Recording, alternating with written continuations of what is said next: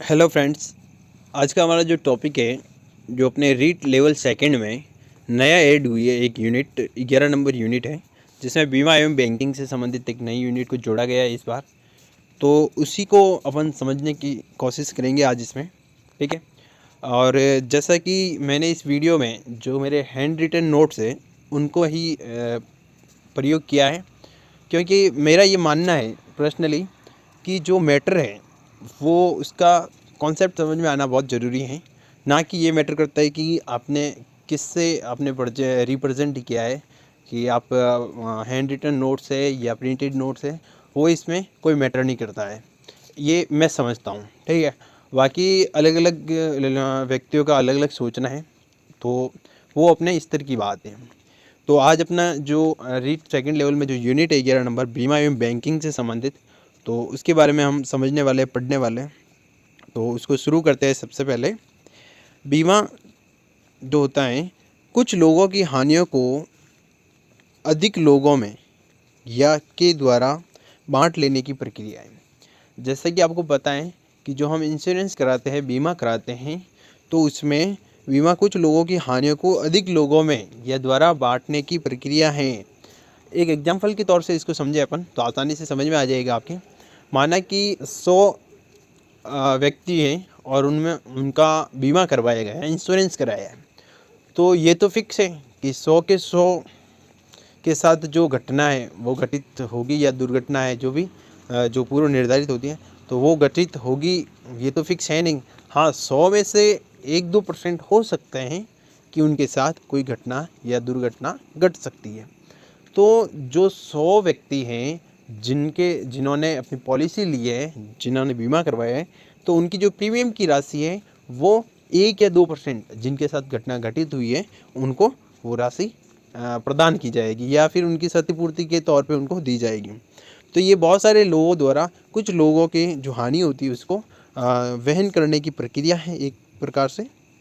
Next point है, बीमा वास्तव में बीमा कंपनी और पॉलिसी धारक के बीच एक करार, एग्रीमेंट या वचन है। बिल्कुल सही बात है ये, कि बीमा जो होता है, बीमा कंपनी और पॉलिसी धारक यानी कि जो बीमा करवाता है उसके बीच में एक एग्रीमेंट होता है, वचन होता है। इसको हम अनुबंध भी कह सकते हैं इसकी भाषा में, कि अनुबंध होता है कि कोई पूर्व निश्चित घटना अगर भविष्य में घटित हो जाती हैं तो आपको बीमा कंपनी मतलब कि जो भी उनके पीछे उत्तराधिकारी होते हैं या फिर प्रतिनिधि के तौर पे जिनको भी प्राधिकृत करते हैं बीमा धारक या पॉलिसी धारक, उनको वो राशि प्रदान की जाएगी। उसके बाद में इसमें किसी निमित्त या प्रीमियम के बदले में बीमा कंपनी बीमाकृत व्यक्ति को या उसके द्वारा प्राधिकृत व्यक्ति को कोई विशिष्ट घटना हो जाने पर एक विशिष्ट धनराशि अदा करने का वचन देती है, या उसे प्रदान करने का वचन देती है, ठीक है। ये बीमा कंपनी के बारे में था। उसके बाद में नेक्स्ट अपन चलते हैं, बीमा संविदा परम सद्विश्वास के सिद्धांत पर आधारित है, और इसमें 2 पक्षकार होते हैं, एक बीमा करता होता है और एक बीमित होता है, ठीक है। के मध्य पारस्परिक सद्विश्वास के अभाव में बीमा संविदा व्यर्थ हो जाती है।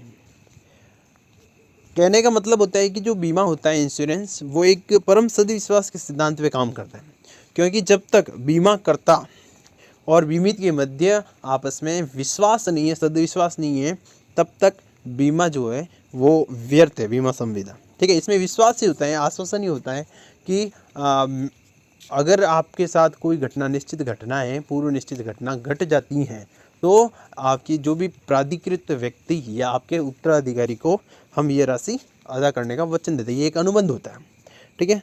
तो ये एक परम सद्विश्वास के सिद्धांत पर काम करता है, ये आपको ध्यान में रखना है। उसके बाद में एक बीमा कंपनी की परिभाषा को अपन देखते हैं, जिसमें न्यायमूर्ति टिंडल के अनुसार बीमा एक अनुबंध है, जैसा कि मैंने पहले भी बताया आपको, जिसके अंतर्गत बीमित बीमाकर्ता को एक निश्चित अंशदान एक निश्चित घटना के घटित होने की जोखिम उठाने के प्रतिफल के रूप में देता है। जो मैंने बिल्कुल बता दिया अपनी आसान सी लैंग्वेज में, कि जो बीमा करता होता है, जो बीमित है बीमाकर्ता को एक निश्चित अंशदान यानी कि प्रीमियम जो अपन बोलते हैं उसको किस्त भरते हैं कि LIC की किस्त आ गई, ठीक है, वही अंशदान वही प्रीमियम है, ठीक है, उसके बदले में पहले से निश्चित होती है घटनाएं, यानी कि पूर्व निश्चित होती है, ये दायरा होती है, शर्तें होती है उसमें बीमा कंपनी की, कि अगर इन घटनाओं या इन निश्चित घटनाओं से अगर कुछ दुर्घटना हो जाती है तो उनके आधार पे आपको जो है क्लेम की राशि मिलेगी। ठीक है, तो उसके प्रतिफल के रूप में ही है ये। नेक्स्ट बात करते हैं कि बीमा की कौन कौन सी विशेषताएं हैं। पहले आपको ध्यान में रखना है कि जो बीमा की परिभाषा में जो चीज़ें आई हैं तो उनके आधार पर हम बीमा की विशेषताएं जो होती है उनको आसानी से समझ सकते हैं। ठीक है ना, आसानी से उनको देख। तो सबसे पहला है बीमा एक अनुबंध है। ठीक है, बीमा एक अनुबंध होता है बीमित और बीमाकर्ता के मध्य, बीमा कंपनी और जो पॉलिसी धारक होता है उनके बीच में एक अनुबंध होता है। ठीक है, उसमें नियम और शर्तें होती हैं। नेक्स्ट होता है क्षतिपूर्ति का साधन है, और बीमा एक जो है क्षतिपूर्ति का साधन भी है। लेकिन जो लाइफ पॉलिसी होती है, लाइफ इंश्योरेंस होता है, जीवन बीमा, उसमें ये क्षतिपूर्ति का साधन अपन नहीं कह सकते हैं, क्योंकि जो जीवन होता है उसकी क्षतिपूर्ति संभव नहीं है। ठीक है, बट जो दूसरे फैक्टर्स होते हैं, जो दूसरे फील्ड होते हैं, जैसे कि वाहन बीमा है, अग्नि बीमा है, समुद्री बीमा है, तो उनमें कहीं ना कहीं ये क्षतिपूर्ति के साधन के रूप में काम करता है। उसके बाद में नेक्स्ट अगला पॉइंट है निश्चित सिद्धांतों पर आधारित होता है। जो बीमा होता है वो बहुत सारे निश्चित सिद्धांत पूर्व निश्चित है, जैसे आश्वासन का सिद्धांत है, अपन ने देखा परम सद्विश्वास का सिद्धांत है, सहकारिता का सिद्धांत है, तो उसके आधार पर भी बीमा कार्य करता है। नेक्स्ट फोर्थ पॉइंट है शुद्ध जोखिम के लिए बीमा। और बीमा जो होता है शुद्ध जोखिम के लिए होता है, क्योंकि इन बीमे में जो भी जोखिम होती है वो पूर्व निश्चित होती है नियम और शर्तों के तहत, कि उनके आधार पर ही शुद्ध जोखिम का ही बीमा करवाया जाता है। और शुद्ध जोखिम में ये है कि उसमें लाभ होने का कोई चांस ही नहीं रहता है। ठीक है, अगर कोई घटना घटेगी तो उसमें व्यक्ति को हानि ही होगी, तो ये शुद्ध जोखिम के लिए बीमा कहलाता है। अगला नेक्स्ट पॉइंट है सहकारिता की भावना, यानी कि बीमा सहकारिता की भावना ही है एक तरीके से, जिसमें सब एक के लिए और एक सब के लिए कार्य करता है। नेक्स्ट पॉइंट है विज्ञान एवं कला दोनों है, और बीमा जो होता है विज्ञान भी है और कला दोनों भी है। देखिए मित्रों, इसमें अगर आपको लगे कि जो एक्सप्लेनेशन है मेरा वो कम है थोड़ा, तो आपको ये भी चीज़ ध्यान में रखनी है कि कथई आपको जो परीक्षा में है, जो अपने ऑप्शन वाले क्वेश्चन आएंगे, ठीक है, ऑब्जेक्टिव क्वेश्चन, तो उसमें कभी भी आपको एक्सप्लेनेशन नहीं पूछा जाएगा। आपको ये चीज़ें ध्यान में होनी चाहिए कि क्या क्या इसकी विशेषताएं हैं। आपको ऐसे भी पूछ सकता है कोई भी क्वेश्चन कि बीमा की निम्नलिखित में से बीमा की विशेषता नहीं है, ठीक है, या है, तो आपको ये ध्यान में होना चाहिए। ठीक है, अब एक एक चीज़ आपको इतनी गहराई में नहीं जाए तो भी चलेगी इनमें। ठीक है, फिर भी मैं जितना प्रयास हो रहा है उतना साथ साथ में आपको बताने का प्रयास कर रहा हूँ। तो बीमा विज्ञान भी है और कला दोनों भी है, क्योंकि इसमें कहीं ना कहीं बीमा में जो जोखिम का जो पता लगाया जाता है या फिर जो जोखिमों का निश्चय किया जाता है, तो उसमें विज्ञान का भी प्रयोग किया जाता है और कला का भी प्रयोग किया जाता है। अगला होता है पॉइंट अपना, बीमा जुआ या दान से पृथक होता है। बीमा जो होता है जुआ और दान दोनों से पृथक होता है। पृथक क्यों होता है और कैसे होता है, ये आपको एक तरीके से समझाइए कि जुआ जो होता है जिसमें अगर व्यक्ति पैसा लगाता है तो अगर वो जीत जाता है तो पैसा भी जीत जाता है, और अगर वो हार जाता है तो उसके पैसे उसको वापस नहीं दिए जाते हैं। ठीक है, और दान होता है कि व्यक्ति एक बार जो दान कर देता है उसके बदले में उसको कुछ नहीं मिलता है। ठीक है, वो एक दान हो गया। और बीमा जो होता है ना तो दान है और ना जो है अपना जुआ है।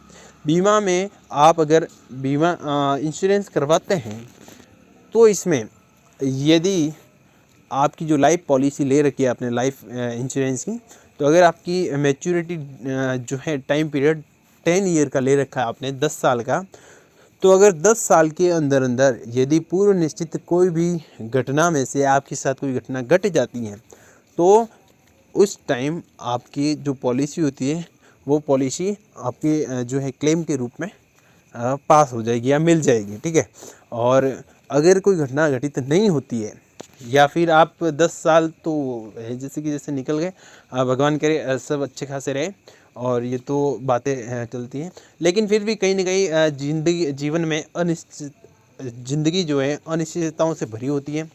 तो हमें पॉलिसी करवानी चाहिए। ठीक है, तो आपको ध्यान में रखना है कि इसमें जो है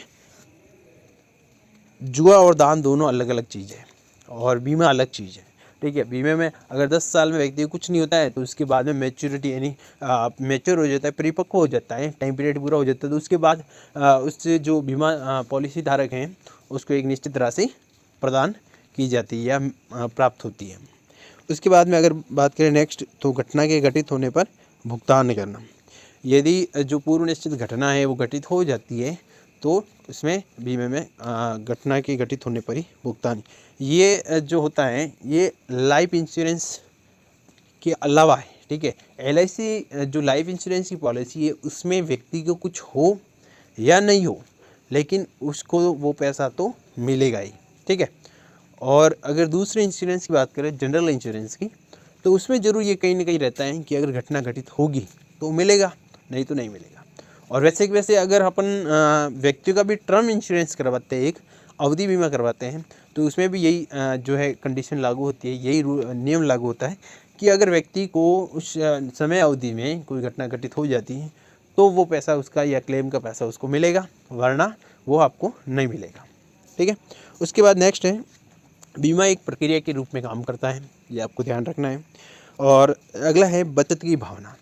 बीमा में क्या होता है, अगर आप LIC करवाते हैं तो आपकी छोटी छोटी बचत हो जाती है, एक इन्वेस्टमेंट हो जाता है, और वो एक टाइम के बाद आपकी जो है उसको क्या बोलते हैं अपना फाइनेंशियली सिक्योरिटी तो है ही है, साथ में आपकी जो सामाजिक और पारिवारिक आर्थिक स्थिति है उसको भी मजबूत करता है कहीं ना कहीं। और आपके जो बीमा की जो बचत की भावना है वो बीमा से कहीं ना कहीं थोड़ा उसको सपोर्ट होता है और आप उसके लिए एफर्ट करके उसको अलग से सेविंग करते हैं और अपनी किस्त देते हैं। ठीक है, उसके बाद में नेक्स्ट आता है विभिन्न तत्वों का समावेश। बीमा में जो है बहुत सारे तत्वों का समावेश होता है, जिसमें बीमा करता होता है, एक बीमित होता है, बीमा पॉलिसी या शर्तें वो भी होती है, और प्रीमियम जो कि हम किस्त के रूप में देते हैं पैसे, वो प्रीमियम कहलाते हैं, अंशदान भी कहते हैं इसको। उसके बाद में बात करते हैं कि विस्तृत क्षेत्र है, और बीमा का जो होता है बहुत ही विस्तृत क्षेत्र होता है। इसको समझने के लिए ज़रूरी है कि आपको पता होगा कि बीमा होता है जो बहुत सारी चीज़ें आज के टाइम में वैसे तो सभी को पता होती है, फिर भी मैं नॉर्मली बता देता हूँ। जैसे लाइफ इंश्योरेंस हो गया, समुद्री बीमा है, अग्नि बीमा है, जो अपना जो होता है साधन बीमा या वाहन व्हीकल बीमा है, और फसल बीमा है, बहुत सारे सामाजिक बीमे, अन्य प्रकार के बहुत सारे बीमे होते हैं जिनका हम नेक्स्ट जो अपना वीडियो होगा उसमें भी अपन डिस्कशन करेंगे। इसके बाद में नेक्स्ट अगला होता है बीमा की क्या क्या उपयोगिता है, यानी कि बीमा का क्या उपयोग है, या इस एक तरीके से बोलते हैं क्या फ़ायदे हैं करवाने से। तो जीवन जितनी अधिक अनिश्चितताओं एवं जोखिम है, जीवन में जितनी भी अनिश्चित एवं जोखिम बनी रहती है, ये तो है ही है, अपने कहने से या नहीं कहने से कोई कम होने वाली नहीं है। ठीक है ना, लेकिन आपको ये चीज़ समझना ज़रूरी है, बीमा को महत्व उतना ही अधिक हो जाता है क्योंकि जीवन में अनिश्चितताएं और जोखिम तो है ही है। अब इसको समझने के लिए सबसे पहला पॉइंट होता है व्यक्ति की एवं पारिवारिक दृष्टि से उपयोगिता। जोखिम से अधिक आर्थिक सुरक्षा होती है, एक आर्थिक सुरक्षा प्राप्त हो जाती है बीमा से। बाकी इससे क्या है कि अगर अपन बात करें कि लाइफ इंश्योरेंस की पॉलिसी हो तो कोई भी व्यक्ति का जो जीवन है उससे अधिक ये उसकी क्षतिपूर्ति तो नहीं कर सकती है, लेकिन कहीं ना कहीं आर्थिक सुरक्षा परिवार को जरूर देती है। बचत एवं विनियोग की भावना का विकास होता है, कार्य क्षमता में वृद्धि, भविष्य की आवश्यकताओं का नियोजन होता है, करों में छूट मिलती है, जो आयकर अधिनियम की धारा 80D के अनुसार इसमें छूट मिलती है, 10,000 की लमसम इसका कुछ है। और इसके बाद में सामाजिक सुरक्षा की उपलब्धता भी होती है। नेक्स्ट पॉइंट है व्यावसायिक एवं आर्थिक दृष्टि से उपयोगिता है, सामाजिक दृष्टि से उपयोगिता है, और राष्ट्रीय दृष्टि से भी उपयोगिता है। बहुत सारे राष्ट्रीय जो इनकम होती है वो भी बढ़ती है, और बचत की भावना को प्रोत्साहित होती है, बहुत सारी चीज़ें भी इसमें डिपेंड करती हैं। तो आज का वीडियो इतना ही मित्रों, और आगे हम जो है लेकर आने वाले नेक्स्ट वीडियो में जो बीमे के प्रकार हैं, ठीक है, कि कौन कौन से बीमा होते हैं, तो उनके प्रकारों के बारे में चर्चा करने वाले हैं। मैं और इस वीडियो में मैंने जहाँ तक हो सकता है आपको पूरा वो समझाने का प्रयास किया है। अगर फिर भी आपको लगे कि कहीं न कहीं थोड़े और सुधार की ज़रूरत है या फिर आपको और एक्सप्लेनेशन की ज़रूरत है, तो आप बेहिचक आप मेरे को नीचे कमेंट बॉक्स में कमेंट कर सकते हैं। और अपनी जो भी समस्याएं हैं समझने से रिलेटेड या आपकी कोई भी क्वेश्चन है, तो भी आप मेरे को कमेंट बॉक्स में कर सकते हैं, ताकि मैं नेक्स्ट जो भी अपने वीडियोज़ हैं उसमें भी वो जो है इसको अप्लाई कर लूँ। और आपको जो है अच्छे से जो भी सही कंटेंट है आपके समझने के लिए जो सही तरीके से मैं कंटेंट तैयार कर सकूँ, उसका मेरे को जो है पहले से पूर्व अनुमान हो जाए। ठीक है, तो इसके लिए आप ज़रूर मेरे को कमेंट करें कि आपको वीडियो कैसा लगा है, आपको कितना समझ में आया है, और वीडियो को लाइक भी करें और अपने जितने भी फ्रेंड सर्कल है उनमें भी वीडियो को शेयर करें। और अगर आप हमारे चैनल पे नए हैं तो चैनल को भी सब्सक्राइब करें, ताकि हमारे द्वारा जो भी एजुकेशनल कंटेंट आपको प्रोवाइड कराने का हम जो प्रयास कर रहे हैं उसमें आप भी हमारे साथ शामिल हो सकें। और जैसा आपको पता है सब्सक्राइब का कोई भी पैसा नहीं लगता है, वो बिल्कुल फ्री होता है, फ्री ऑफ कॉस्ट। तो आप इतना सा वो भी कर सकते हैं, ताकि हमारे द्वारा जो भी कंटेंट तैयार किया जाता है या हम जो भी मेहनत करते हैं, तो उसके उसके लिए कहीं ना कहीं हमें वो मोटिवेशन का काम करता है। ठीक है, तो आज के लिए इतना ही, मिलते हैं नेक्स्ट वीडियो।